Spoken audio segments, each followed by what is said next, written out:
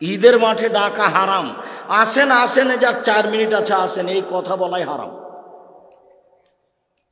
এই কথাই বলা হারাম। সময় হয়ে গেছে 7টা বাস, আল্লাহু আকবার। আমি তো এ দেশে আছি, আপনি কালকে নিয়ে আসেন সুবাকবাগ হাই স্কুল মাঠে, দেখি কে এমন ঈদের মাঠে আগে কথা বলে। শয়তান, শয়তান আপনার নিকটে আসতে পারবে না হাত্তা তুসবিহা, সকাল পর্যন্ত। আয়াতুল কুরসি পড়েন।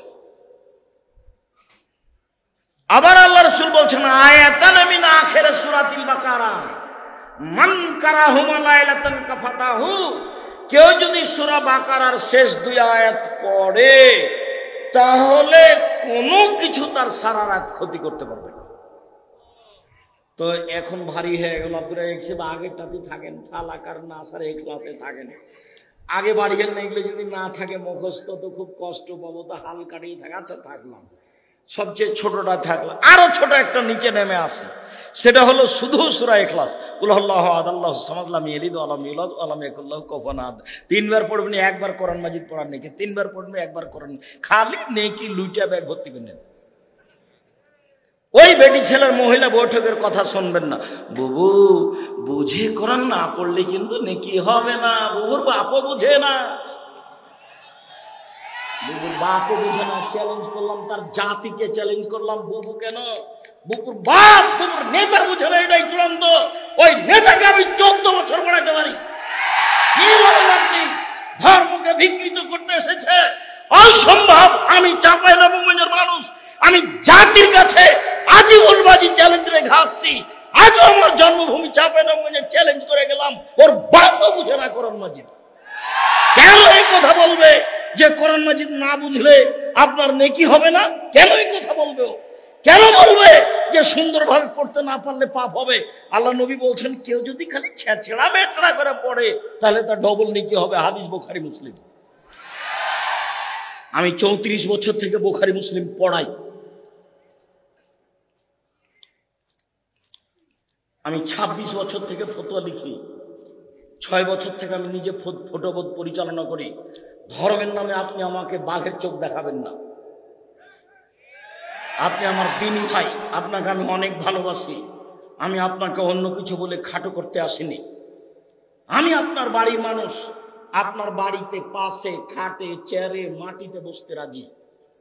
আমাকে ডাকার জন্য কোনো বড় মানুষ লাগবে না, মুচি ডাকলেই হবে, মুচি দিয়ে ডেকে দিবেন আমাকে।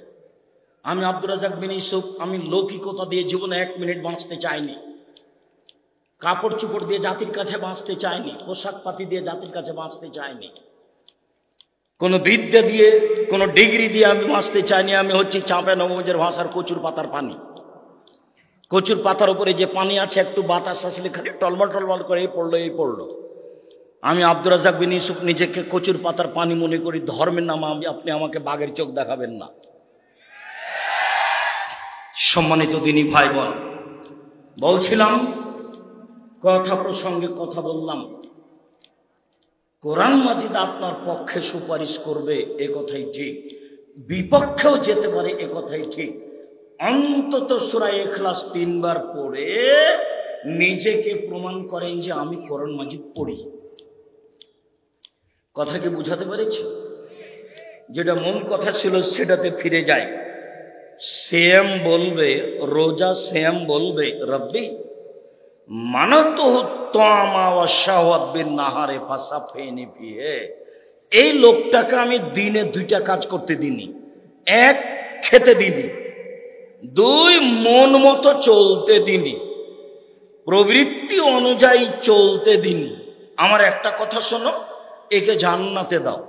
সিয়াম বলবে, সিয়াম বলবে আমার একটা কথা শোনো, একে জান্নাতে দাও। আমি ওকে দিনে 2টা কাজ করতে দিইনি। 1, ওকে খেতে দিইনি, এটা সবাই পারে, বুড়া মানুষ পারে, চাংড়া মানুষ পারে, সবাই পারে। 2, মন মতো চলতে দিইনি, প্রবৃত্তি অনুযায়ী চলতে দিইনি। এই কথাটা বুখারী মুসলিমের হাদিস। প্রথমে যেটা বলেছিলাম যে সব আমলের নেকি আল্লাহ ফেরেশতাকে লিখতে বলেন, কিন্তু সিয়ামের নেকি আল্লাহ ফেরেশতাকে লিখতে বলেন না। তখন আল্লাহ বলেছেন 2টা কারণে আমি বলি না। 1, আমার কারণেই তো খাওয়া বাদ দিয়েছে। 2, আমার কারণেই তো সে মন মতো চলে না, এই জন্য আমি নিজে হাতে প্রতিদান দিব। এখন সেম রোজা বিচারের মাঠে বলবে যে 2টা জিনিস আমি ওকে করতে দিনি, আল্লাহ ওকে জান্নাতে দাও। 1, ওকে আমি খেতে দিনি।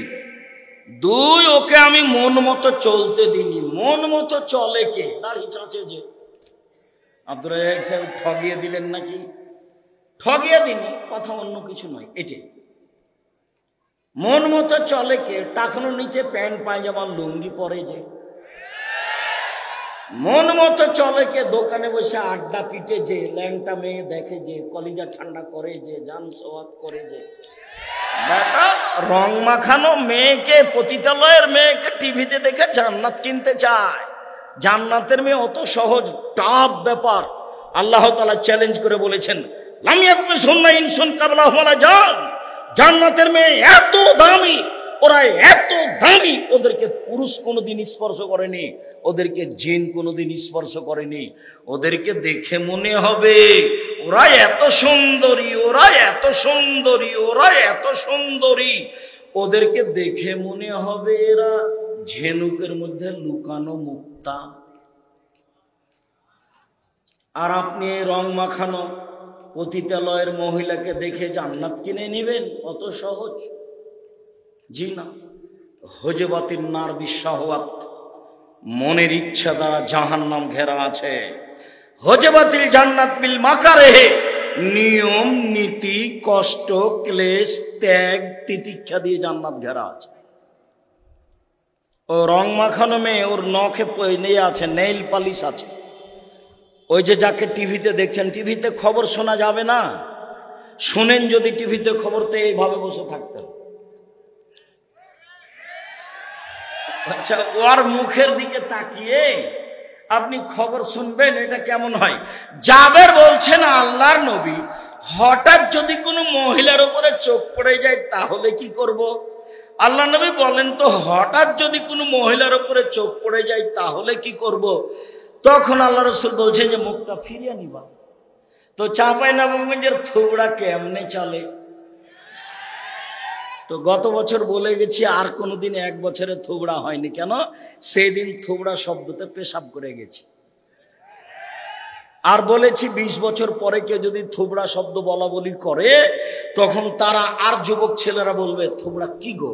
তাই থুবড়া কি জিনিস? ওটা কাকে থুবড়া বলে? তার মানে একে ভুলতে ভুলতে এমন ভাবে ভুলে যেতে হবে, কেউ জানবে না থুবড়া কি জিনিস। এমন ভাবে ওর মুখে পেশাব করে দিতে হবে থুবড়া শব্দ। আর আরেকটা ডুলি বিবি, ডুলি বিবি শব্দে পেশাব করে দিতে হবে। ডুলি বিবি নামে কোনো শব্দই দুনিয়াতে নাই, এটা বলতে হবে। আর তোমরা কেউ ডুলি বিবি নিয়ে যাবা না। যদি মহিলা নিয়েই যেতে হয়, তোমার দাদিকে নিয়ে যায়, তোমার নানিকে নিয়ে যাও। কোনো মহিলা যেতে পাবে না বিবাহের বৈঠকে।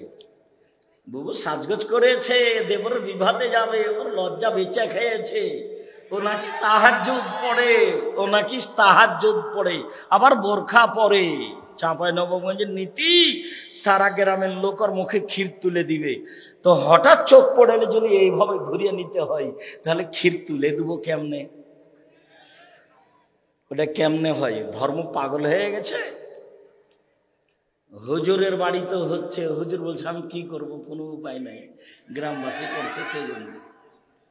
ও হুজুর তো আসলে গ্রামবাসী চালাচ্ছে। তো আপনি বিশ্বাস করেন, আমি মাঝে মধ্যে সিজদা করে শুকরিয়া আদায় করি, সিজদা করি দিয়ে শুকরিয়া আদায় করি।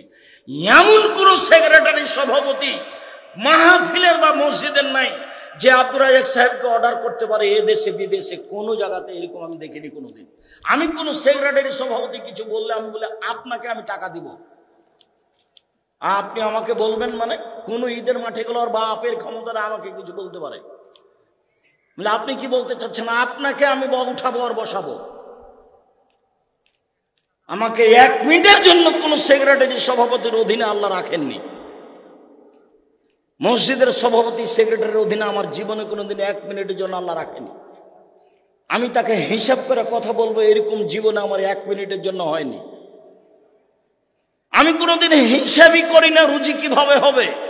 যার জন্য তো বুকে বল করে আমি বলি না, 32 বছরে কোনোদিন মানুষের কাছে আমি পথ খরচ পাতেও যায়নি। কেউ যেন আমার মুখের সামনে চোখ রাঙিয়ে কথা না বলতে পারে, ওকে আমি টাকা দিই পাল্টা।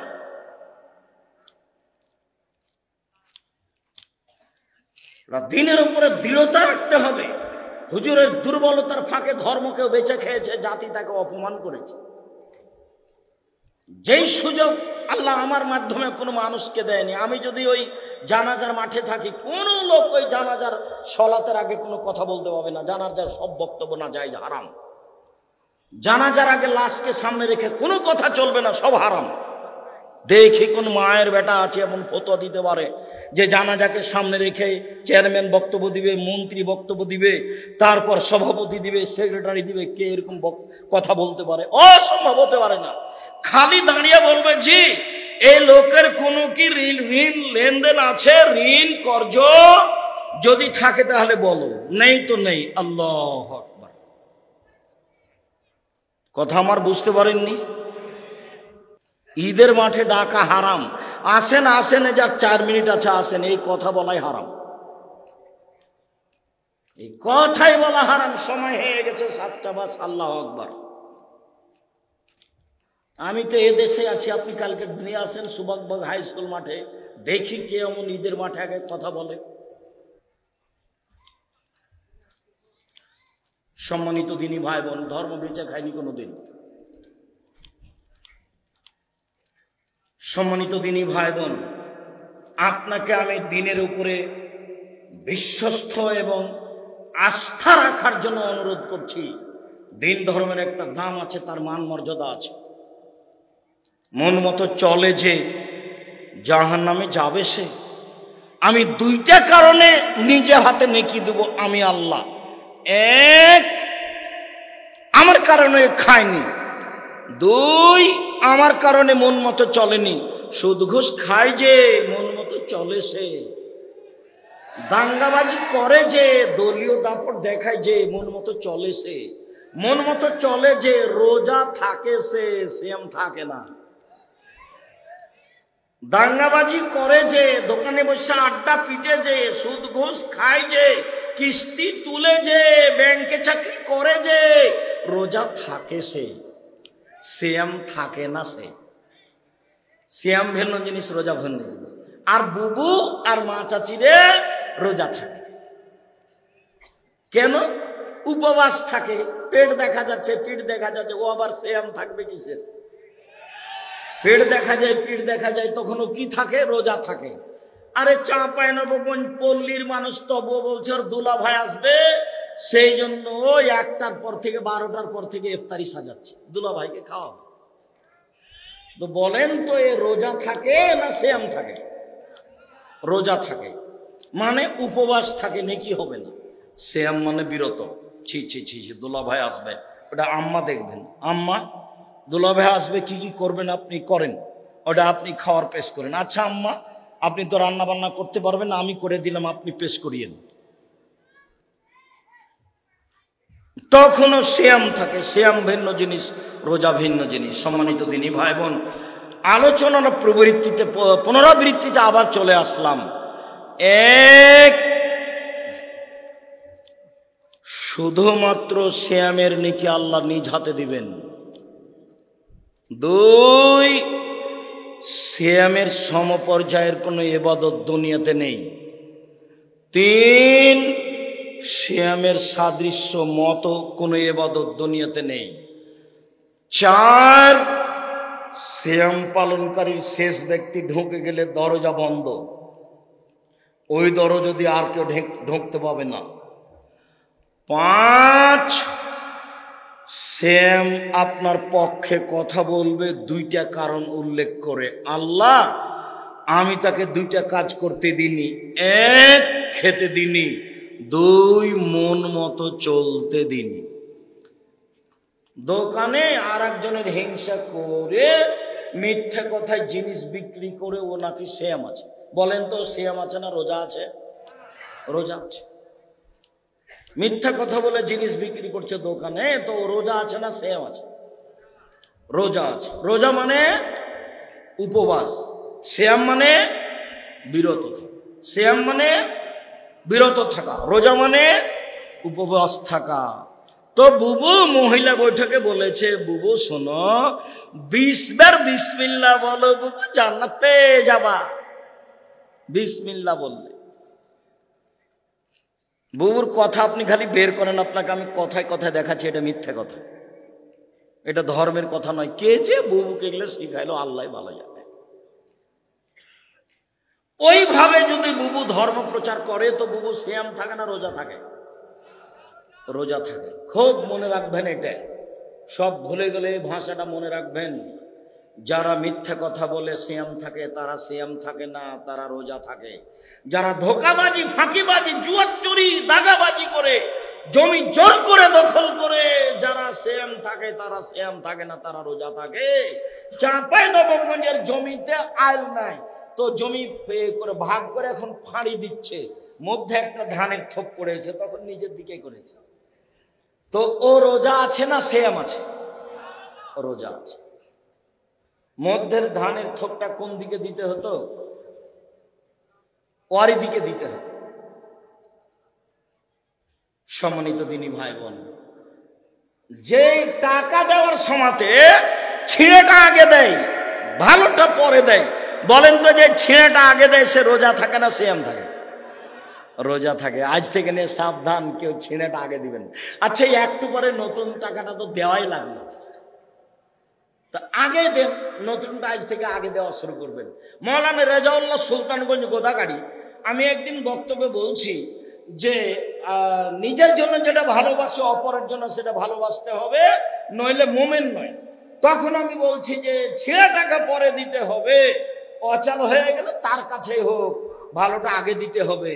তো বক্তব্য শেষে বলছে, আব্দুর রাজ্জাক তুমি যেটা বলেছো সেটাই তো ঠিক, আমি তো এই হাদিস বুঝতে পারিনি। মাওলানা রেজাউল্লাহ বলছেন, খুব যোগ্য আলেম, যার মুখের দিকে, চেহারার দিকে সাহস করে তাকানো কঠিন ছিল। পরহেজগার, খুব যোগ্য আলেম, সবসময় মাথায় পাগড়ি বেঁধে থাকতেন। মাওলানা রেজাউল্লাহ সুদক্ষ পণ্ডিত মানুষ।